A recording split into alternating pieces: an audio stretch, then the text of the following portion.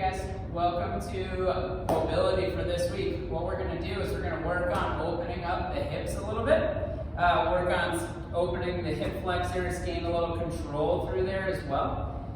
So if you want to have something set up nearby that you can hold on to, like a PVC pipe or a chair or a couch, something that you can place your hands on, that may be helpful. What you're going to do here is we'll come down to 2 knees. And now I'm going to step 1 foot forward. What I'm looking for is a 90-degree bend in both knees. First move, what I'm going to do is I'm going to roll my hips under, squeeze my butt. I'm going to start by pushing down to create tension in my arm. Now from here, what I'm going to do, without letting myself arch my back, because I don't want to just drive my hips forward, I'm going to stay tucked under, squeezing my butt, and I'm going to rock forward till I feel a little stretch. What I'm going to do from there is I'm going to hold this position for 1 minute. In this position, my hips are under, I feel a mild stretch. I'm not trying to create more tension, all I'm doing is just feeling a gentle stretch.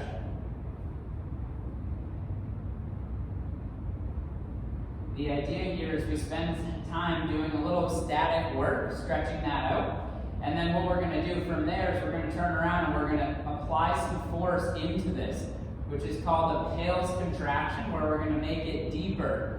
To stretch deeper, recruiting all those muscles by gradually building up in intensity. And then we're going to do rails contraction, which is the exact opposite. What that does is that really helps us to be able to gain that quick control. So if you suddenly find your joint in a position that you weren't ready for, if you have the ability to generate that control immediately, you're going to be really safe. So we have about 15 seconds more. I'm pushing down to create tension. I haven't changed this. I just feel a light stretch here.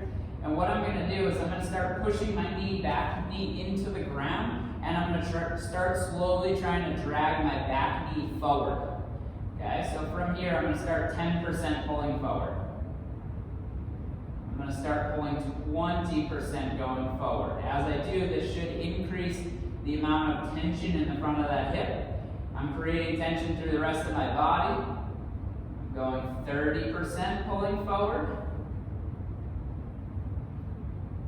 Going 40%, 50, 60%. I can feel a low-grade shake starting to rumble through. 70%. Now I'm really starting to pull, and now I'm going 80%. I'm going to hold. 20 seconds. Really pulling that down knee forward. Left knee forward, I'm pushing down here, creating tension so my ribs stay braced, not letting myself arch my back. We have about 10 seconds.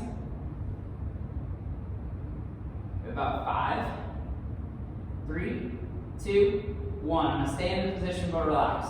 Now from here, I'm going to pull my heel to my butt and hold for 10, 9, 8, 7, 6, 5, 4, 3, 2, and relax.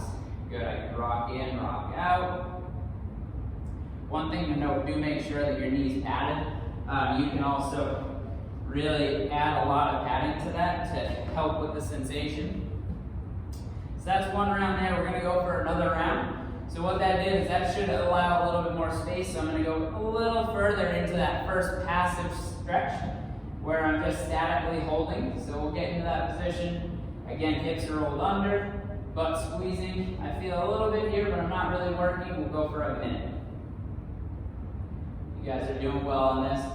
Those hips are under.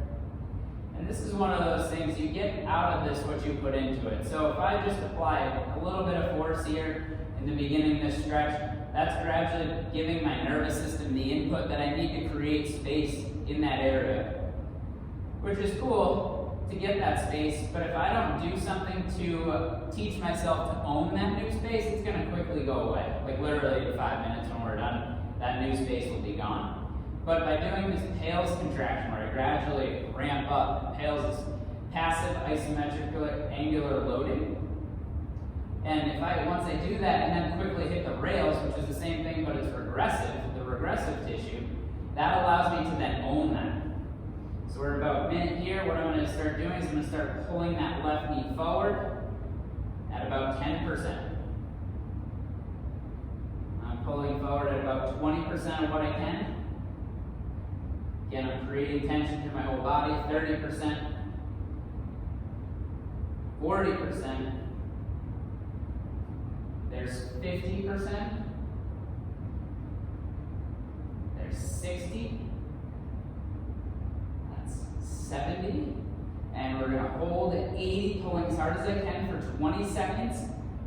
Really feeling the front of that left hip. Good, guys, about 10 seconds to go. Really pulling, I should feel in good shape. Good, that marks 5. That marks 3, max tension. And relax, stay in the position, and go ahead and pull up. There's 10, 9, 8, 7, 6, 5, 4, think about the hamstring, 2, and relax.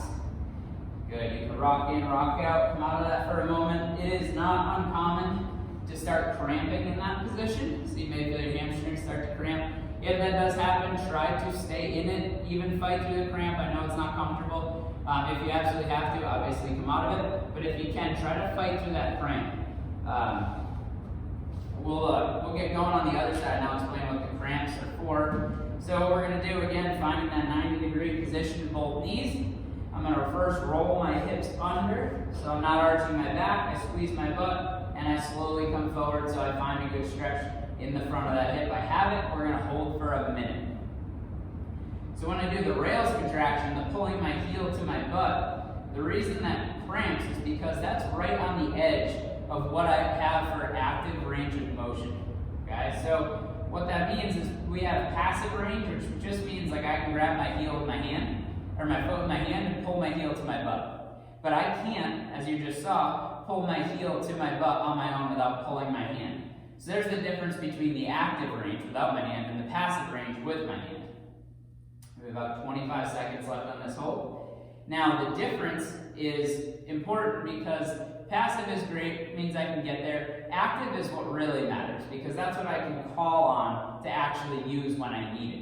So the more that we can increase the amount of active range of motion, the better off we're going to be. And the cramping comes from right when we use that active range of motion, and we're right on the edge of what we own. So it's our ability to push into that a little bit further.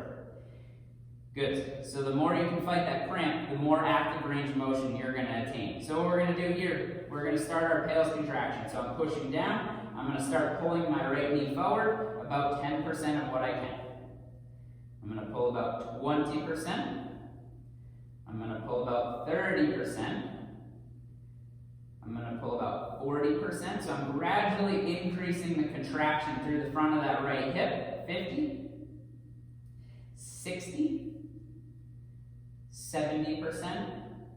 And we're going to hold at 80 for 20 seconds. I'm really squeezing my butt. I'm really dragging that right knee forward. I really feel a stretch through the whole front side of my right hip. Good job, guys. You're doing well. Stay in this. We have about 10 seconds left on this. And then we're going to go for a quick rails contraction. Good. We have 5, 4, max contraction, 3, 2, relax but stay in the position. And now from there, we're going to pull up. 10, 9, 8, 7, 6, 5, 4, 3, 2, and relax. Good, you can rock in, rock out, take a moment. Good job, guys. And we'll go for one more here. So same deal, 90-90. I'm going to roll my hips under. I should be able to go a little bit further down into that beginning passive stretch, which we'll hold starting now for a minute. And the goal here is over time, that should increase the amount of range I have. Okay, so if I hold for a minute, that's going to steadily increase. So I should be a little bit further, which I am, from where I was the first time on this side. Again, hips are under. I feel a mellow stretch in the front of the hip. A little under 30 seconds to go on this side. You guys are doing well.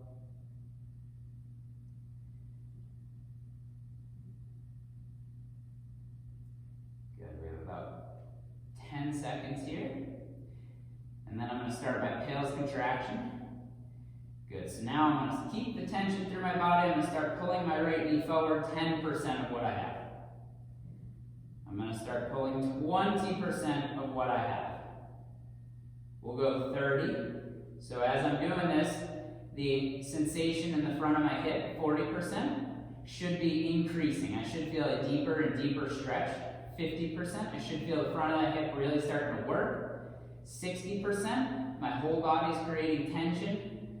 70%. 80%, and we'll hold at max contraction 20 seconds. Really feeling the front of that hip. My body's shaking because I'm creating so much tension. I need that amount of tension in order to change the tissue.